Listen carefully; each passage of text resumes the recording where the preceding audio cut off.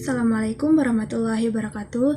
Halo semuanya, perkenalkan nama saya Wulandari dengan NIM 2323240038, Program Studi Pendidikan Guru Madrasah Ibtidaiyah, Fakultas Tarbiyah dan Tadris, Universitas Islam Negeri Fatmawati Soekarno Bengkulu, mata kuliah Dasar-Dasar Pendidikan dengan dosen pengampu Ibu Dr. Basinun MPD. Di sini saya akan menjelaskan tentang dasar-dasar historis pendidikan di Indonesia.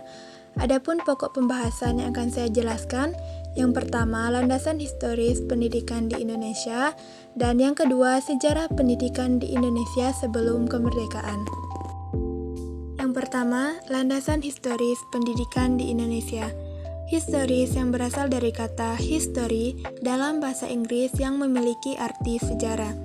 Namun, sebenarnya kata history itu sendiri asal mulanya merupakan bahasa Yunani, yaitu dari kata historia yang artinya orang yang pandai sejarah. Perlunya mempelajari sejarah karena melalui sejarah kita dapat memperoleh informasi dan manfaat dari sejarah tersebut. Indonesia sendiri telah mengalami berbagai perubahan dan salah satunya di bidang pendidikan. Perubahan tersebut dipengaruhi oleh berbagai macam faktor, salah satunya karena tuntutan zaman. Landasan historis pendidikan nasional Indonesia tidak terlepas dari sejarah bangsa Indonesia itu sendiri. Bangsa Indonesia terbentuk melalui suatu proses sejarah yang cukup panjang, sejak zaman Kerajaan Kutai, Sriwijaya, Majapahit sampai datangnya bangsa lain yang menjajah serta menguasai bangsa Indonesia. Beratus-ratus tahun bangsa Indonesia dalam sebuah perjalanan hidupnya berjuang untuk bisa menemukan jati dirinya sebagai suatu bangsa yang merdeka, mandiri, serta memiliki suatu prinsip yang tersimpul dalam suatu pandangan hidup serta sebuah filsafat hidup bangsa. Yang kedua, sejarah pendidikan di Indonesia. Perjalanan sejarah pendidikan yang terjadi di Indonesia sangatlah panjang, bahkan semenjak sebelum Indonesia merdeka pada tahun 1945 sampai akhirnya sekarang setelah Indonesia merdeka, yang telah mewujudkan pola pendidikan nasional seperti yang sekarang. Dengan demikian, di setiap bidang kegiatan yang ingin dicapai, manusia untuk maju pada umumnya dikaitkan dengan bagaimana keadaan bidang tersebut pada masa lampau. Berikut ini merupakan uraian dan rincian perjalanan sejarah pendidikan di Indonesia. Yang pertama, pendidikan masa Portugis. Pada permulaan abad ke-16, bangsa Portugis adalah bangsa Eropa pertama datang ke Indonesia. Namun tidak begitu lama disusul oleh bangsa Spanyol.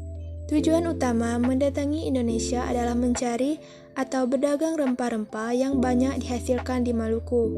Perdagangan mereka makin maju dan makin banyak bangsa Portugis dan Spanyol yang datang ke Maluku. Di samping berdagang, mereka bertujuan menyebarkan agama Katolik.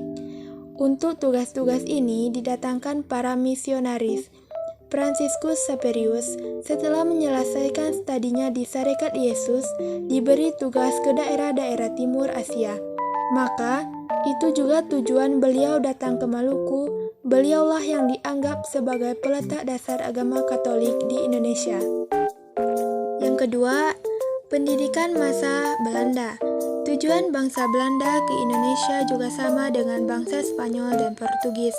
Belanda mendirikan sekolah-sekolah yang tidak hanya mengajarkan agama saja, tetapi juga mengajarkan pengetahuan umum. Sekolah-sekolah banyak didirikan di Pulau Ambon, Ternate, dan Bechan atau Maluku. Pendidikan dasar meliputi jenis sekolah dengan pengantar bahasa Belanda untuk anak, Belanda, Indonesia dan Cina, sekolah dan pengantar bahasa daerah, dan sekolah peralihan. Pendidikan lanjutan yang meliputi pendidikan umum dan pendidikan kejuruan. Dan yang terakhir adalah pendidikan kolonial Jepang. Pada masa pendidikan kolonial Jepang, sekolah-sekolah yang ada di zaman Belanda diganti dengan sistem Jepang. Selama Jepang menjajah Indonesia, hampir sepanjang hari hanya diisi dengan kegiatan latihan perang atau bekerja. Jika ada kegiatan-kegiatan sekolah, hal tersebut tidak jauh dengan konteks Jepang sedang berperang. Adapun murid setiap pagi wajib mengucapkan sumpah setia kepada Kaisar Jepang. lalu dilatih kemiliteran. Ada 3 macam sekolah guru di zaman Jepang, yaitu yang pertama pendidikan atau sekolah rakyat, konversi dari sekolah dasar bagi pribumi pada masa Belanda. Yang kedua, pendidikan lanjutan, terdiri dari Sotochu Gakko atau sekolah menengah pertama.